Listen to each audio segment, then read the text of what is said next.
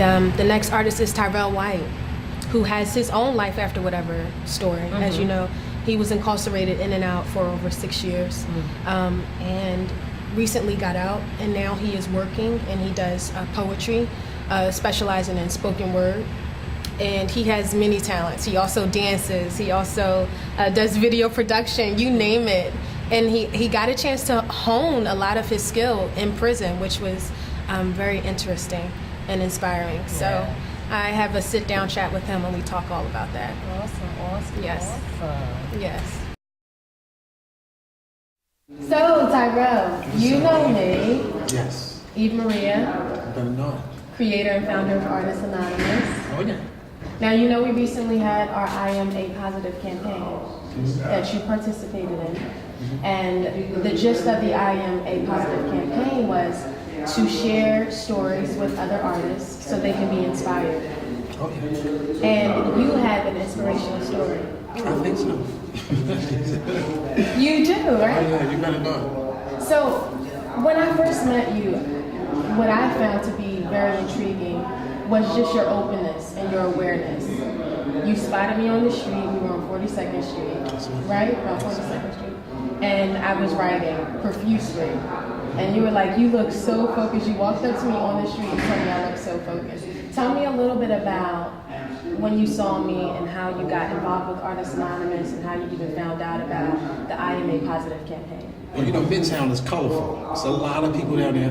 Yeah. A whole bunch of energy and electricity. You understand? But when I seen you, though, you was tampering with your camera. I think you was also writing, too. You did look focused, you know. And I want to share that with you. I'm glad that you gave me 6 minutes of glory to tell my story, though, you know. I think I shared a lot, but you fought quick, fast. Next you know, you got the camera on. You understand? So I think our encounter was kind of unorthodox, though. It was different. Once I learned what you was about, I said, you know what, she can support my movement. You know, I need some good orderly direction, somebody who got a little hands-on experience, type of insight into just the performing arts. You understand what I'm saying to you?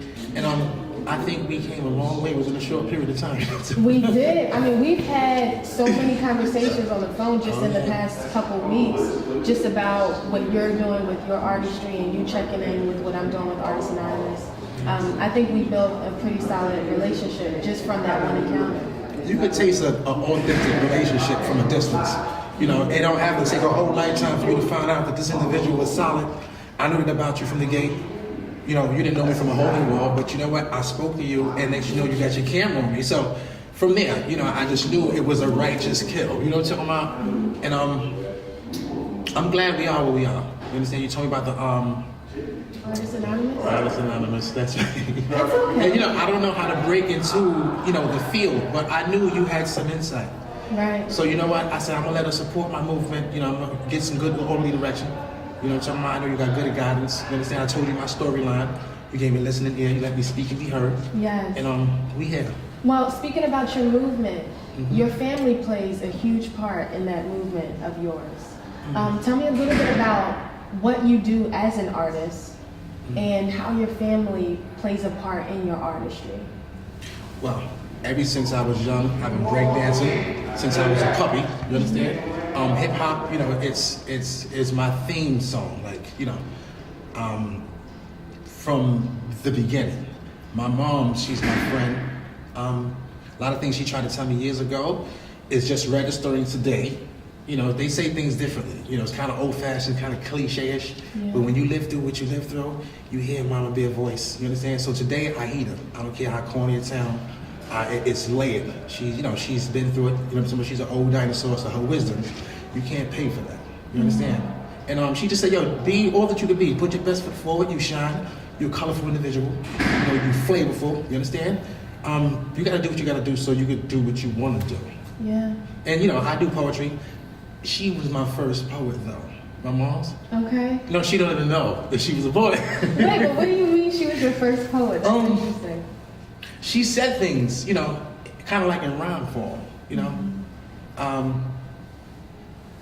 You can't beat the streets, you know. People die, leave the streets. I never heard the streets die, leave nobody. You know, she had her own way of saying things that are registered later. It's like, wow, did she write that? Like, did she put that together? So, I don't know. She's my motivation and inspiration, man. And it took me years to realize where I get my motivation from. Mm-hmm. You know, it's my mother. I'm realizing how much we look alike right now. Yeah. I got 8 brothers and sisters, but me and my mother favor each other. So I feel like, I don't know, my level of appreciation for her is above average, man. I can feel it. Like I feel you getting teary-eyed right now, just talking about it. That's my girl, y'all. That's my girl. So you not only do poetry, but do you also sing? Oh, I sing. I write music. Okay. You know, I write for other people as well. I'm kind of like a ghostwriter in a big way. Okay. I tamper with beats. I don't do so much instrumentals, but you know, I got an ear for that too. I just want to try new things. You understand what I'm saying to you? You know, I'm a dancer. Yes. In fact, that's what I mentioned. I was downtown dancing, you know, with my little street team. Mm-hmm. So I had a little downtime. So when I seen you, I was able to get into you. But you gave me some feedback, and look where we are. You understand? It's crazy, you know. Like I feel like honestly, everybody has a story, Oh, yeah. and also everybody is considered a form of artist. Oh, yeah. When I first met you, I knew that you were artistic. I could see it in your movement. I could see that you were a dancer. It was very evident. I spoke to you. I said, yo, you look super focused. And it seemed like that kind of sparked your interest for a minute. Like, how do I look focused? But yeah. You know, after that, you know, we exchanged. Actually, I didn't even call you. No, I gave you my business card. That's what's so unorthodox about it, because she gave you her business card. She filmed some footage. I guess you came back, you edited, and yeah. Maybe you've seen something. But then I ran into you again. So I knew it was a divine intervention. We supposed to be exactly where we are right now. You yes, understand? yes. So I'm grateful for that. All right. Oh yeah. Well, Tyrell, you are just a trip. You're also a comedian. I don't know if you realize this or not, but you are a natural born comedian. You're not even trying to be funny, but the things that you say, how it comes out, is really hilarious. But it has a lot of meaning. Every artist has a story, and we talked about something that was very, very interesting. I found out recently that you were incarcerated. Oh yeah. Before you started to fully pursue your artistry, is that correct? Mm-hmm. Tell me a little bit about that journey and how it affected you. Hey, you know, the streets got a magnetic pull. Mm-hmm. You know, you can develop a taste for something that you know you really, really don't like. Wow, I spent some extensive time in the prison system. And it's a vicious cycle, though. Yeah. I call it Charlotte's Web. Okay. You know, when you kind of get caught up in the matrix. You know, I'm not going to say it's so much of peer pressure. It was also my inquisitive nature, though. You know, just wanting to test the waters. But sometimes you make trying to get rich quick schemes, trying to cut a corner, and you crash and burn. And a few times, you know, I fell by the wayside. You understand? I've been in and out of the prison system since 1994. It's I don't know. I can't really explain it. It's done some things though. Mm-hmm. A lot of character building though. You know, you come to terms with yourself. You confront it with yourself. Don't feel good. You lose things, even if you get them back. You know, your girlfriend will leave you. It ain't got nothing to do with how she feel about you. I just can't do this. You know. Mm-hmm. They take from you what you can't get back. And sometimes you don't get the gist of that until years later. You know, you come home, see gravity pull on your mother's skin, she getting older, and you being so selfish, like you're not really conscious of your own nonsense. And to make a transition is a task. The transition is like relatively difficult, but you just gotta step to it to get through it. Just make the transition. Because you know what you like. Yeah. You know, you got a lower self, you know, a part of you, you know, you cut corners, you do what you do, and you gotta make the transition with that, man. Sometimes that critical turning point, man, is a task. Well, you know, you talk about the difficulties. How did you actually use your arts to cope with that experience in jail, in prison, people not wanting to be around you because of the choices that you made?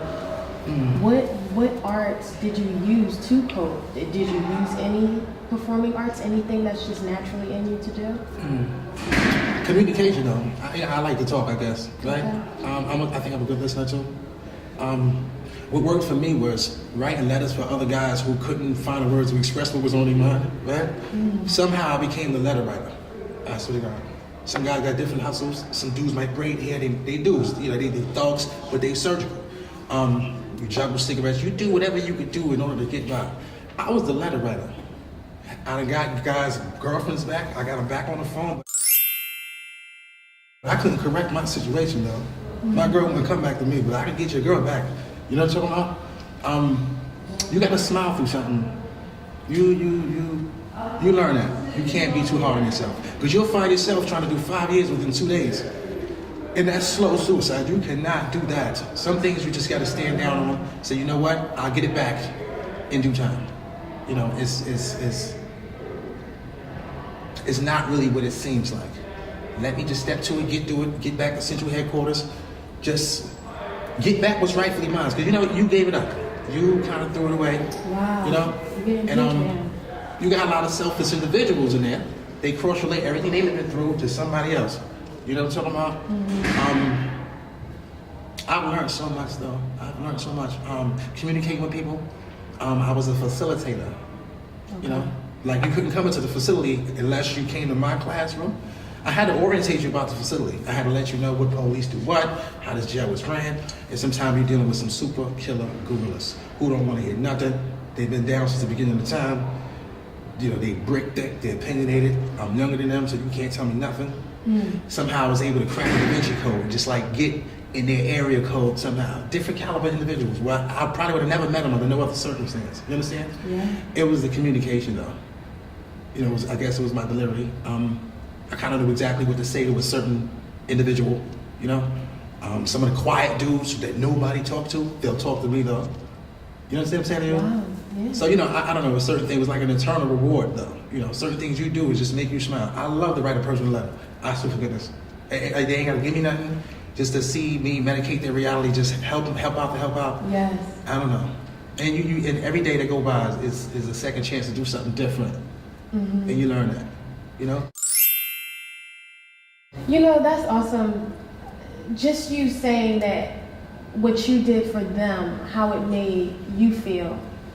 Essentially, this is where we connect. I truly believe that because that is why I even built the group Artists Anonymous, because of the same mission that you go by as well. Doing something for somebody else and it making you feel great as well. I think we need to work collectively more together, and you worked with those inmates and writing for them, and here it is, it must have honed your writing skills because you're a great poet. We've talked about this.